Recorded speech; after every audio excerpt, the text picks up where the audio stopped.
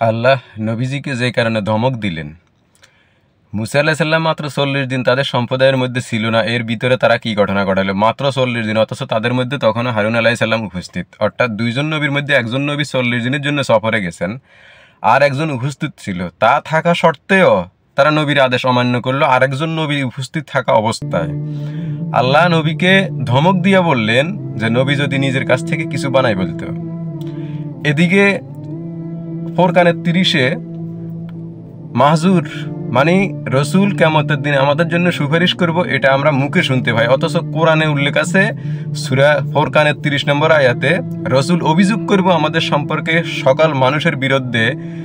রসুল বিচার প্রার্থনা করবে আল্লাহর কাছে অভিযোগ করবে, এই বলবো হে আমার রব, আমার এই সম্প্রদায়, আমার এই কম, আমার এই জাতি এই কোরআনকে পরিত্যাজ্য করেছে, এই কোরআনকে পরিত্যাগ করেছে, রিজেক্ট করেছে। এই রিজেক্টার ব্যাপারে এখানে যেটা ভাঙ্গা ভাঙ্গা উল্লেখ করা হয়েছে সেটা হলো তারা বলতেছে যে মুশরিক বা কাফেররা কোরআন যখন পাঠ করা হতো তখন তারা হই হাল্লা করতো যাতে কোরআন বুঝে না যা। এটাও এক ধরনের কোরআন পরিত্যাগ করার শামিল, ওকে ধরে নিলাম। পরের বিষয়গুলো হলো মাহজুর শব্দটা হলো এমন বিষয় যেটা ছেড়ে দেওয়া, না বুঝা, গবেষণা না করা, চিন্তা না করা, এরকম একটা শব্দ দিয়ে বুঝানো হয়েছে। আপনারা সূরা ফোরকানের 30 নম্বর আয়াতটা চেক করলে দেখবেন একেবারে লাস্টের শব্দ যেটা সেটা হলো মাহজুর। মানে আয়াতটা এভাবে আসছে আর কি, কলা রসুলু ইয়া রব্বি ইন্না ইন্না ইন্না মিত্তাখাজা হাজাল কোরআনা মাহজুরা। এই যে মাহজুরা শব্দটা, এই মাহজুর শব্দটা মানে পরিত্যাগ করা, ছেড়ে দেওয়া, না বুঝা, গবেষণা না করা।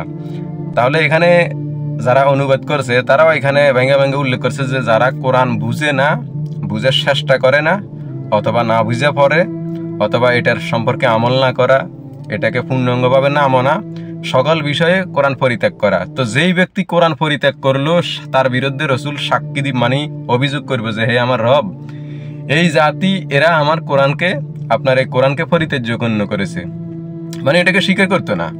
আজকে কি আমরা সেটার বাস্তবতা দেখতে পারি না?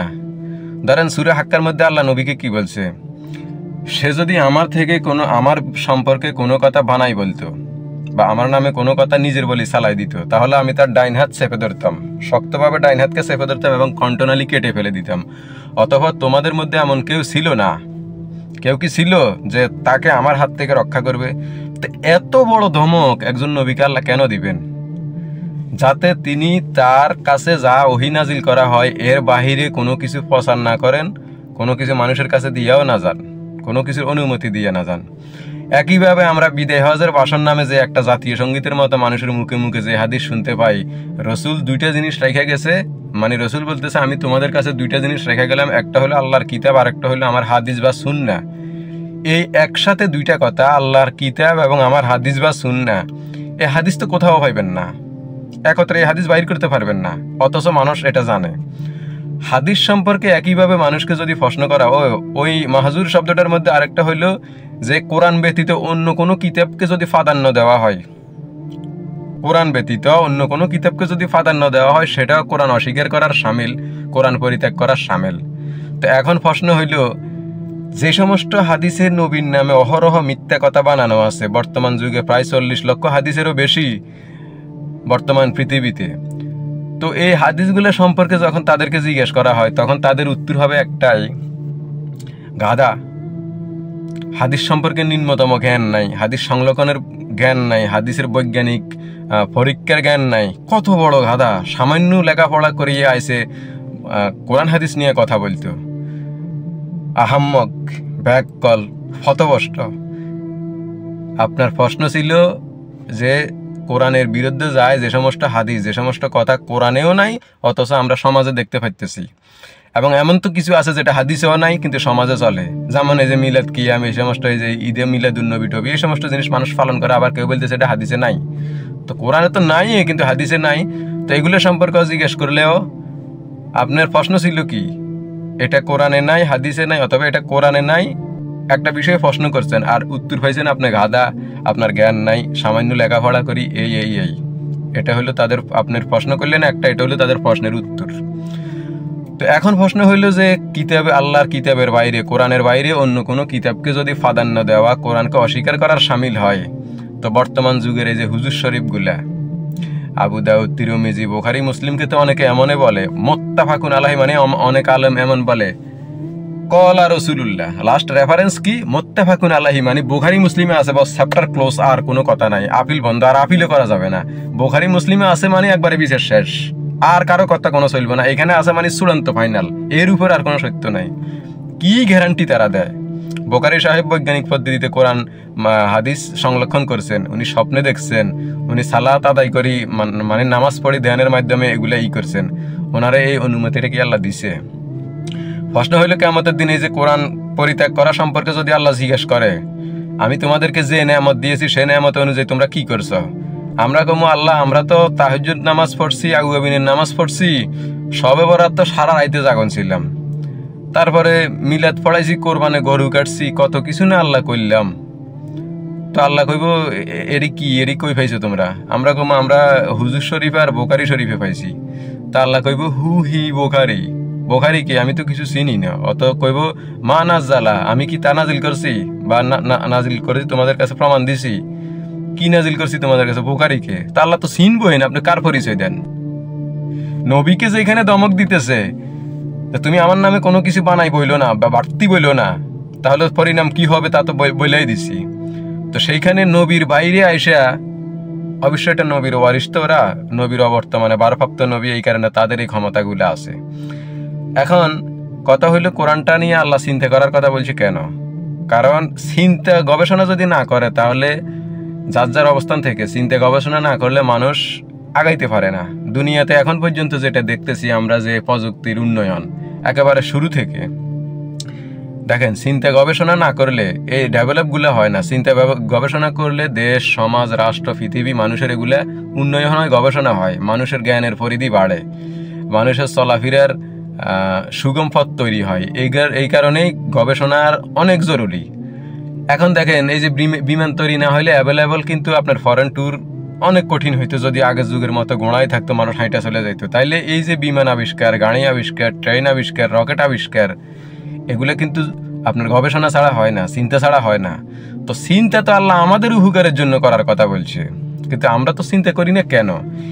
এখানে এই যে পার্থক্যটা বুঝেন, এই যেটা বলছিলাম মুসা আলাইহিস সালাম এবং হারুন আলাইহিস সালাম, যে তার জাতির মধ্যে তাদেরকে যে দ্বীনের দাওয়াত দিত, দাওয়াত দেওয়ার পরে একটা গোষ্ঠী তো নবীর অনুসারী ছিল। এই অনুসারীদের মধ্যে যখন মুসা আলাইহিস সালাম 40 দিনের জন্য সফরে গেলেন, হারুন আলাইহিস সালাম একসাথে ছিলেন, অর্থাৎ হারুন আলাইহিস সালাম এবং মুসা আলাইহিস সালাম দুইজনে নবী ছিলেন। আল্লাহ দুইজনকে নবী, অর্থাৎ আল্লাহ যখন মুসাকে নবীর অফার দেয়, তখন আল্লাহ নবী বলল, মুসা বলল, হে আল্লাহ আমার ভাইকেও আমার সাথে আমার সঙ্গী করে দাও, সে আমার বাহু শক্ত করবে, আমার হাত শক্ত করবে, মানে সাথে থাকবো। তখন আল্লাহ বললো ঠিক আছে, তোমার কথা মানে নিলাম, হারুন আলাইহিস সালামকে নবী হিসাবে দিল, মুসা আলাইহিস সালামের সঙ্গী হিসাবে।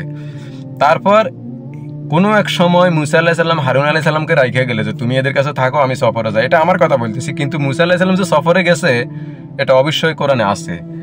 তো যাওয়ার পরে মাত্র 40 দিন উনি ছিলেন, 40 দিনের মধ্যেই এই যেই জাতিরে এতদিন নবীকে অনুসরণ করতে একটা জাতি উপস্থিত ছিল, তারা গরু পূজা করা শুরু করে দিল।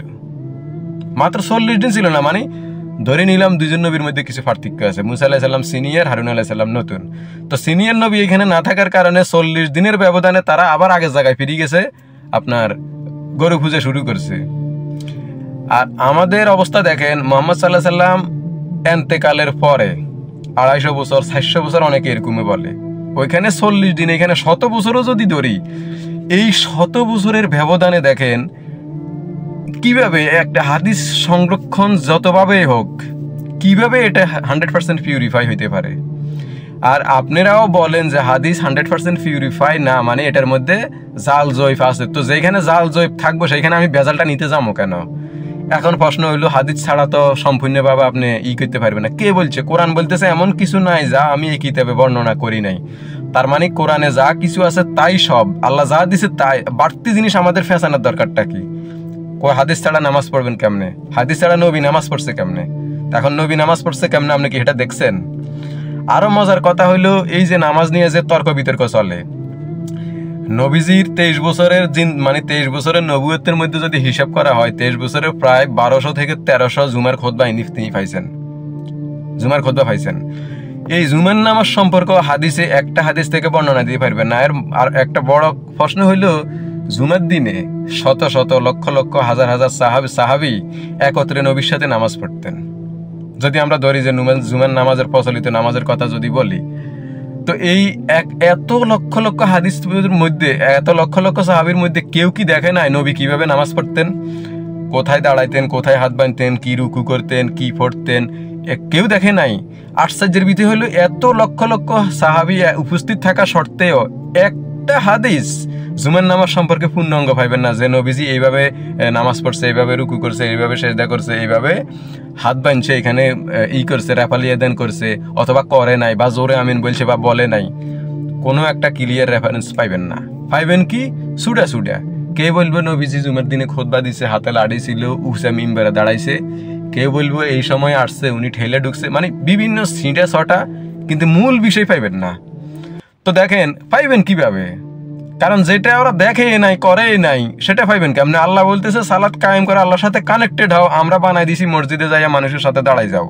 আল্লাহ বলতেছে যারা সালাত দুর্ভোগ তাদের জন্য, যারা মানুষকে দেখানোর জন্য তা করে, কিন্তু আমরা দেখানোর জন্যই এগুলোকে প্রতিষ্ঠা করতেছি। সালাত কখনো মানুষকে দেখানোর জন্য হয় না, সেটা ভিতরে আল্লাহর সাথে কানেক্টিং। আর নামাজ মানুষকে দেখানোর জন্যই হয়, আর সেটাই আমরা করতেছি। সূরা মাউন এরা পড়ে না, মাউন এদের চোখে পড়ে না, পড়লেও এখন অ্যাভয়েড করে যাইব। কারণ হয়েছে এগুলার তারা মনে করে সংস্কার করতে অনেক সময়, অনেক ব্যাপার স্যাপার। তো ভাই মূল কথা হলে আমাদের চিন্তা গবেষণা করতে হবে। আমি এই কথাগুলো কেন বলি? এই কথাগুলো দেখতেছি যে মনে করেন বর্তমান বাস্তবতা কোরআনের সাথে মিল নাই। হাদিস যাও বলি, হাদিস আপনি বিশ্বাস করেন 100টা হাদিস আপনি টানা পড়েন, আপনার ভিতরে কনফিউশন তৈরি হবেই। কোরআন যেটা বলে নাই সেটা হাদিসে আছে, কোরআনের উল্টা কথা। আর হাদিসগুলোরও কেমন কেমন, মানে হুদে কামে এগুলো কিতাবের মধ্যে সংরক্ষণ করা হয়েছে। কিছু হাদিস তো আছে দুই একটা কথা যেটার কোনো আগাও নাই গোড়াও নাই। একটা হাদিসে আছে যে আয়েশা বললেন আমি দেখলাম নবীজির লুঙ্গির মধ্যে বিদ্যুৎ দাগ পড়ে গেছে, এইটুকে হাদিস। আরেকটার মধ্যে আছে আমি দেখলাম নবীজির লুঙ্গির মধ্যে বিদ্যুৎ দাগ পড়ে গেছে, আমি সেটা নুক দি খসি খসি উঠাইলাম। তো এটা কি বুঝাইলো? এটা আমাদের জন্য কোনো শিক্ষা হইলো? আর এই কথাটা বলার দরকারটা কি? এতে কি আমাদের আমল আছে না খারাপ কিছু আছে? এই বলার দরকারটা কি? তো এইগুলো হাদিস, এগুলো কি? এগুলো দিয়ে কি হবেটা কি বলেন?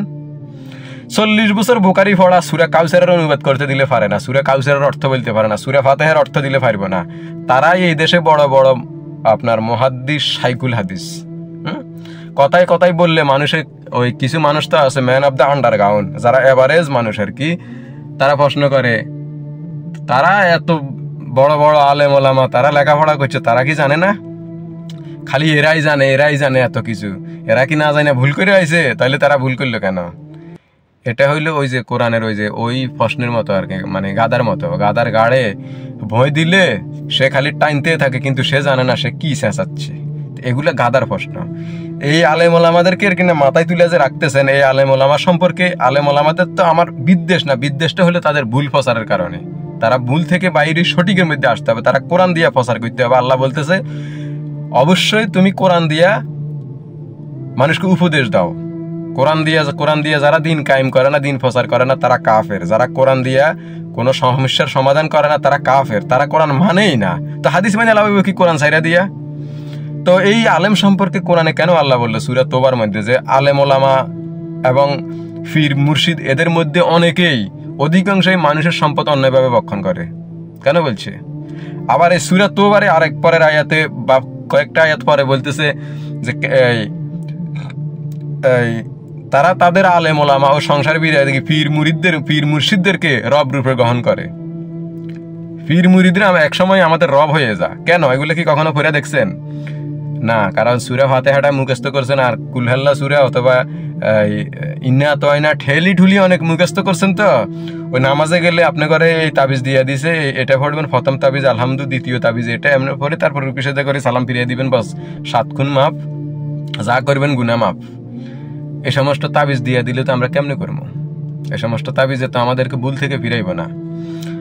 তো এমনও মানুষ আছে দুনিয়ার মধ্যে জন্মের পর থেকে এখন পর্যন্ত কোরআন হাতে নেয় নাই, হয়তো ফোরকানিয়ার মধ্যে গেছে, যাইয়া কি করলো, মসজিদের বারিন্দে গেছে, হুজুরে মুখস্থ যা কিছু পড়াই দিছে, না ভাই তুই উসালিয়া লিল্লা এই আবিজাবি জিনিস শিখে দিয়া বাস মুখস্থ আছে, ওইভাবে চলতেছে। এরপরে আল্লাহর উপরে ভরসা করি বয়ে রয়েছে, আল্লাহর উপরে ভরসা করি বয়ে রয়েছে। আল্লাহর উপরে ভরসা করি রয়েছে যে আপনারা যে হাদিস অনুসরণ করেন, সেই হাদিস অনুযায়ী তো এই কাজটা করেন না। হাদিসে কি বলছে যে তুমি তোমার গোড়াকে আগে শক্ত করে বাঁধো, তারপর আল্লাহর উপর ভরসা করো। সাইরা দিয়ে আল্লাহর উপর ভরসা করলে লাভ হইব কি? তো এটাও তো আমরা মানি না। মানে আল্লাহর উপর ভরসা করতে আমি কিছুই জানি না, জানার চেষ্টা করি না। না জানা না বুঝার কোনো স্থান ইসলামে নাই। আর আপনাকে মোত্তাকি হইতে হবে, প্রথম ধাপ মুসলিম হইতে হবে। আমরা তো মুসলিম পরিচয় দিতে লজ্জা ভাই। আপনি কি ভাই? সুন্নি, শিয়া, হানাফি, সালাফি, মালিকি, হাম্বলি, মোতাজিলা, খাড়াজিলা, ফরমোনাইস, সিরমোনাইস, মাইজভান্ডারি, আট্রসি আমাদের পরিচয়। আর আল্লাহ বলতেছে মুসলিম না হইয়া মৃত্যুবরণ করিও না। তা আল্লাহ আমাদের মুসলিম হওয়ার তৌফিক দেন, কোরআনটাকে বুঝি পড়ার তৌফিক দান করুক এবং চিন্তা গবেষণার করার তৌফিক দান করুক। আজকে এই পর্যন্ত। আল্লাহ হাফেজ, সবাই ভালো থাকবেন। আসসালামু আলাইকুম।